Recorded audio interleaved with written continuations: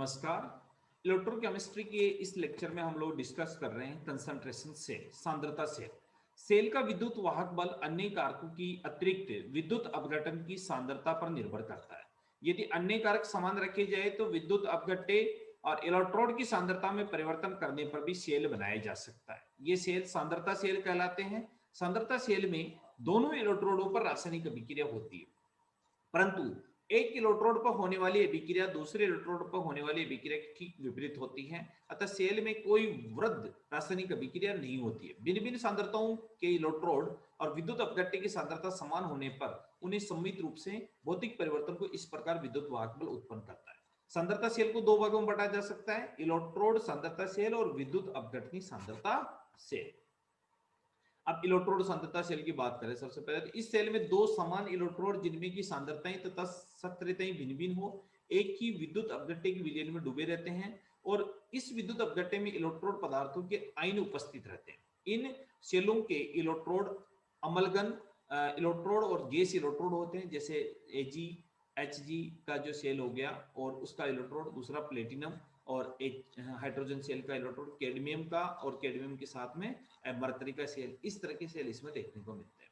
इन सेलों में विद्युत वाहक की गणना निम्न प्रकार की जाती है, जैसे AgHg, AgNO3 सॉल्यूशन और AgHg। A1 और A2 हो गई, A1 की वैल्यू हमेशा A2 से ज्यादा है। इस सेल में इलेक्ट्रोड अभिक्रिया निम्न प्रकार होगी, Ag A1 से एक इलेक्ट्रॉन त्यागेगी और उसके बाद में दूसरी कैथोड पर इलेक्ट्रॉन ग्रहण करेगी और A1 A2 संपूर्ण सेल अभिक्रिया G बराबर हो जाएगी। संपूर्ण सेल अभिक्रिया एक रासायनिक अभिक्रिया नहीं है, केवल Ag की सक्रियता A1 और A2 में परिवर्तित हो जाती है। नेक्स्ट के समीकरण से E0 minus RT natural log of A2 upon A1।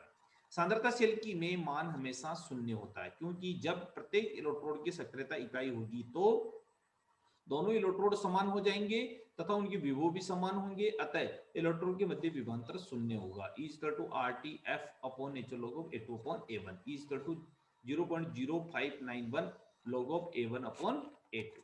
यदि गैसीय इलेक्ट्रोड है तो सक्रियता के स्थान पर गैस के दाब लिया जाता है, तो H2 इक्वल टू सांद्रता सेल को निम्न प्रकार लिख देंगे, PT H2 P1 और उसके बाद HCl के बाद में P2। दो प्रेशर इसमें ले लिए। इलेक्ट्रॉन की संपूर्ण अभिक्रिया H2 P1 के ऊपर दो इलेक्ट्रॉन मुक्त कर रही है, दूसरे वाले पे P2 पे इलेक्ट्रॉन ग्रहण कर रही है, तो संपूर्ण अभिक्रिया बराबर हो गई। अतः E is equal to RT F natural log of P1 upon P2।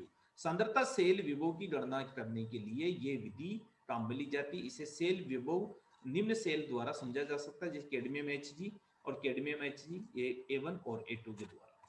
बाईं ओर के इलेक्ट्रोड को अपचयन अभिक्रिया cadmium A+2 cadmium A1 E left equal to cadmium 0 cadmium minus RT upon 2F natural log of A1 upon A।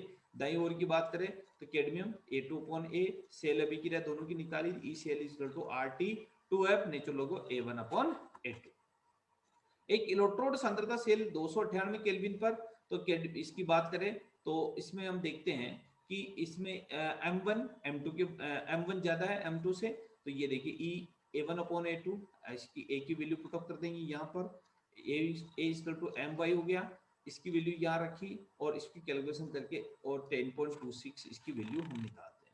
इसी तरह 298 पर electrode सांद्रता cell है, जिंक और ZnSO4 में डूबा हुआ है, तो एक्टिविटी ये है, एक एक्टिविटी ये, तो A1 अपॉन A2 की वैल्यू पुट अप करके इसकी विद्युत वाहक बल की गणना हम कर सकते हैं। विद्युत अपघटनी सांद्रता सेल, इस प्रकार की सेल में दो समान इलेक्ट्रोड अपने आयनों में दो भिन्न भिन्न सांद्रता अथवा सक्रियता के विलयन में डूबे रहते हैं। विद्युत अपघट्य की सांद्रता भिन्न भिन्न होने के कारण ही इलेक्ट्रोड में भिन्न भिन्न विभव उत्पन्न होता है और सेल में विभवांतर उत्पन्न होता है। विद्युत अपघट्य सांद्रता सेल में दो भागों में विभाजित कर सकते हैं, अभिगमन रहित विद्युत अपघट्य वो सांद्रता सेल। इस प्रकार की सेल में विद्युत अपघट्य के दोनों आयन विलयन एक दूसरे के सीधे संपर्क में नहीं होते हैं, दोनों विलयन लवण सेतु के द्वारा संपर्क में होते हैं, इसलिए इलेक्ट्रोड पदार्थ का एक इलेक्ट्रोड से दूसरे में स्थानांतरण नहीं होता। इस प्रकार इसके साथ ही इस प्रकार की सेल में द्रव द्रव संगम नहीं होता है और नई द्रव द्रव संगम विभव उत्पन्न होता है। इस प्रकार की सेल का निर्माण निम्न प्रकार किया जाता है। माना कि एक सेल है प्लेटिनम हाइड्रोजन के साथ HCl Ag और H के साथ अभिक्रिया करता है। इस सेल में संपूर्ण अभिक्रिया लिख रहे हैं, 1/2 हाइड्रोजन HgCl के साथ अभिक्रिया करके H+ और क्लोराइड माइनस बना रहा है। यहाँ पर A+ A और H+ Cl की सक्रियता है, HCl के विलयन में उपस्थित है, प्लस माइनस आयनों की सक्रियता दिखा देगा। दोनों सेलों की विपरीत दिशा में युग्मित करके एक संयुक्त सेल बनाया जा सकता है। इन सेलों के मध्य सक्रियता का मान और संयुक्त सेल के बराबर अलग अलग होगी, तो ये पूरी सेल रिएक्शन इसके लिए यावन A1+2।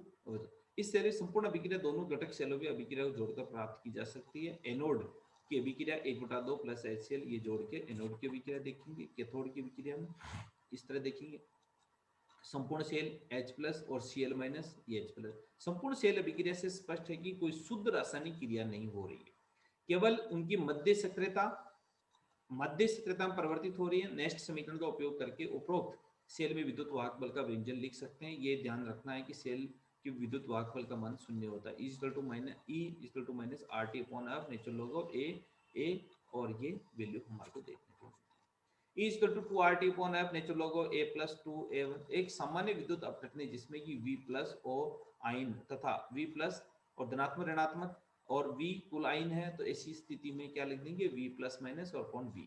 तो प्लस और माइनस जो चिन्ह है वो दोनों एक साथ दिखा सकते हैं। बाह्य परिपथ में धनायन और ऋणायन के प्रति उत्क्रमण होता है। यदि विद्युत अपघट्य की मध्य सक्रियता ज्ञात नहीं है तो मध्य सक्रियता को परिवर्तित किया जा सकता है और समीकरण में निम्न प्रकार लिख देंगे E+-1/V+-RT/NF natural log of this.